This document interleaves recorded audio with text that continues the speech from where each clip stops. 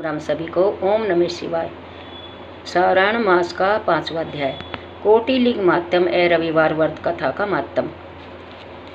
प्रारंभ। भगवान शंकर कहते हैं, हे सनंत कुमार, कोटिलिंग का महात्म तथा पुण्य का विधान बताना या वर्णन करना बहुत कठिन है। जब एक लिंग महात्म की कथा का वर्णन करना असंभव है तो कोटिलिंग के महात्म का कौन वर्णन कर सकता है।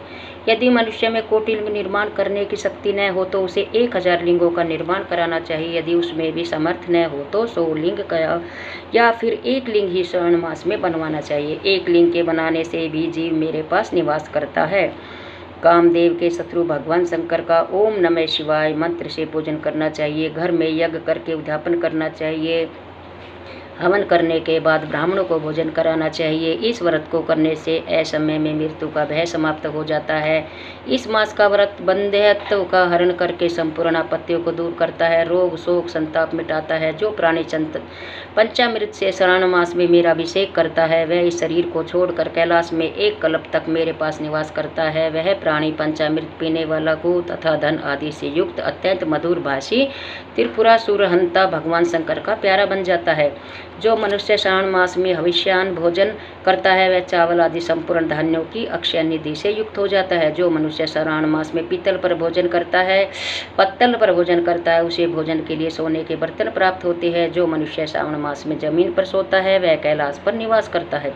जो मनुष्य श्रावण मास में एक दिन भी ब्रह्म मुहूर्त में स्नान करता है उसे पूरे महीने तक नहाने का फल मिलता है। इस मास में जो मनुष्य जितेंद्रिय होता है उसे इंद्रिय जन्य बल की प्राप्ति होती है। इस महीने में सेप्टिक पाषाण मिट्टी तथा मरम कतमणि से निर्मित शिवलिंग या स्वयं उत्पन्न या बनाए हुए या पिसान निर्मित अथवा पीतल या चंदन मक्खन निर्मित शिवलिंग में एक बार अर्चन करने से 100 ब्रह्म हत्या का पाप मिट जाता है। सूर्य ग्रहण, चंद्र ग्रहण या अन्य किसी सिद्ध क्षेत्र में लक्ष्य जप करने से जो सिद्धि प्राप्त होती है वह सिद्धि श्रावण मास में केवल एक बार जप करने से मिल सकती है। किसी दूसरे समय में किए गए नमस्कार तथा प्रदक्षिणा से जो 1000 बार में फल मिलता है वह फल श्रावण महीने में एक बार नमस्कार या प्रदक्षिणा करने से मिल जाता है। यह श्रावण मास मुझे अत्यधिक प्यारा है। इस महीने में वेद पारायण करने पर सब वेद मंत्रों की अच्छी तरह सिद्धि हो जाती है। इस महीने का एक दिन भी बिना श्री सूक्त पाठ किए न बितावे।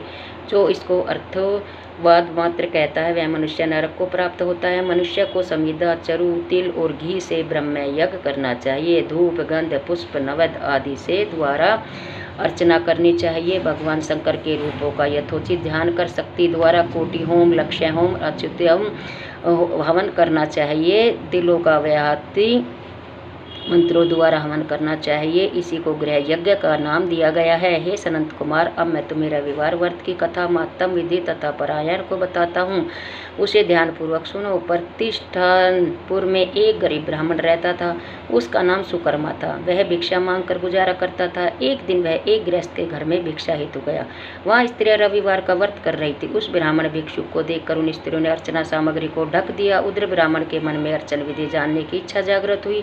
वह बोला, हे साध्वी महिलाओं, आप सबने इस व्रत की सामग्री को क्यों ढक दिया है? आप दयालु हैं, कृपा कर मुझे भी इस व्रत को करने की विधि बताइए। मैं अपनी दरिद्रावस्था से दुखी हूँ। यह उत्तम व्रत श्रवण कर मैं भी इस व्रत को करना चाहता हूँ। इस व्रत के विधान तथा फल को मुझे भी बतलाइए। स्त्रियों ने कहा, हे ब्राह्मण देवता, यदि आप व्रत में उन्माद या प्रसाद अथवा विस्मरण, भक्तिहीनता या अन्यथा करोगे तो यह व्रत निष्फल हो जाएगा। अतः इस व्रत को तुम्हें हम कैसे बता दें? ब्राह्मण बोला, मैं ऐसा नहीं करूंगा। उसकी ऐसी बात सुनकर उन महिलाओं में से 1 करोड़ महिला ने ब्राह्मण को उस व्रत की विधि बता दी। उसने बताया, श्रावण मास के शुक्ल पक्ष के पहले रविवार को मौन धारण कर प्रातः उठे, शीतल जल से स्नान कर पान के पत्ते पर 12 परिधि वाला मंडल लिखना चाहिए।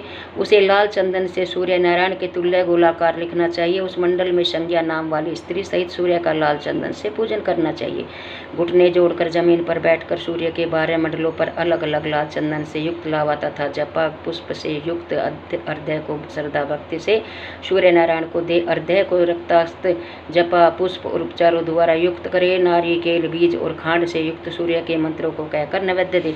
सूर्य का 12 मंत्रों द्वारा स्तवन करे, 12 बार नमस्कार करे, 12 बार प्रदक्षिणा करे और 6 सूतों को एक में लपेट कर उनमें 6 ग्रंथि लगावे। उस सूत्र को सूर्य नारायण को अर्पण कर अपने गले में पहन ले। 12 प्रकार के फल का बायना ब्राह्मण को देखो, पात्र को इस व्रत की विधि नहीं बतानी चाहिए। ये दीजिए, इस व्रत के करने से निर्धन धनवान हो जाता है, निसंतान पुत्रवान हो जाता है, कोढ़ी का कोढ़ मिट जाता है, रोगी का रोग दूर हो जाता है, प्राणी जिस वस्तु की इच्छा करता है वह उसको इस व्रत के प्रभाव से प्राप्ति हो जाता है। श्रावण मास के महीने 4 या 5 जितने भी रविवार पड़े उस रविवार का व्रत करना चाहिए। व्रत के फल की प्राप्ति हेतु उद्यापन भी करना चाहिए। इस व्रत रविवार का व्रत करने से कार्य सिद्धि होती है। गरीब ब्राह्मण रविवार के दिन की विधि प्राप्त कर अपने घर लौट गया। घर आकर उसने अपनी दोनों पुत्रियों को भी रविवार की कथा विधि से अवगत कराया। उस व्रत के सुनने और अर्पण तथा दर्शन मात्र से उसकी दोनों पुत्रियां सुंदर बन गई। उसी दिन से गरीब ब्राह्मण के घर लक्ष्मी जी निवास करने लगी। अब वह ब्राह्मण भगवान की कृपा से धन कुबेर बन गया। एक दिन वहां का राजा ब्राह्मण के घर के सामने से गुजर रहा था तो उसकी दृष्टि ब्राह्मण की रूपवती कन्याओं पर पड़ी। वह उनकी सुंदरता को देखकर ठगा सा रह गया। राजा ने उन कन्याओं से विवाह करने का निश्चय कर महलों को लौट गया। राजा ने अपने पुरोहित को ब्राह्मण के यहाँ उसकी दोनों पुत्रियों से विवाह करने का संदेश लेकर भेजा। ब्राह्मण ने राजा का प्रस्ताव स्वीकार कर अपनी दोनों पुत्रियों को विवाह राजा से कर दिया। राजमहल में जाकर दोनों कन्याओं ने रविवार का व्रत किया और वे पुत्र पौत्रों से युक्त हो गई। हे सनंत कुमार, जिस व्रत के सुनने मात्र से सब आशंकाओं की पूर्ति हो जाती है तो इसके अनुष्ठान के फल का क्या कहना। ओम नमः शिवाय। इति 5वां अध्याय संपूर्णम।